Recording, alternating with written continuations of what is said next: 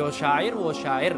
قصیده برده د لیکلې وه د د دې عشق ته ګوره دی د خپو نه معذور و د خپو نه خپو به یې کار نه کولو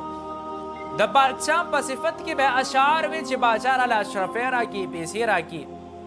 یو ځل یې اشعار جوړ کړو حضور پاک دپاره هغه اشعار یې لا چاته ویلي نه دي تشې ولیکل د شپې ورله حضور پاک خوب کې راځي وي چې کم اشعار دې ویلي دي هغه اشعار خو راته ووایه ده ورته په خوب کې هغه اشعار ویلي دي حضور پاک دله یو څادر ورکه یمني څادر یې وله ورکه چې کله یې وله ورکه دی سهار پاڅېدو په وجود باندې هغه څادر پروت نو چې کله یې څادر وکته د څادر راښکوي که تو خپوی کار شروع کړی دی خپې سمې شوي دي ځکه دې ته قصیده برده ویلی کېږي برده هغه یمني څادر ته ویلی کېږي نو بیا په هغه وخت کې یو عالم و هغه عالم په خوب کې وکته وی چې دا کس چې دی ته پسې رامنډه کا چې څنګه ورپسې راغه ورته وایي وی هغه اشعار راته ووایه چې بېګا د حضور پاک ته ویلي دي او ورته وایي کوم یو اشعار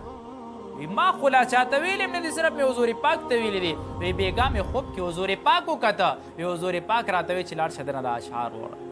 د هغه محبت دی حضور پاک سره په دې باندې کلک قایم ودرېږئ او خپل ځانونه هم که قربانېږي موږ دې ته تیار یو خو الله دې زموږ د دې ځوانانو زموږ د دې مشرانو زموږ د دې حضور پاک د دې هر څه حفاظت نصیب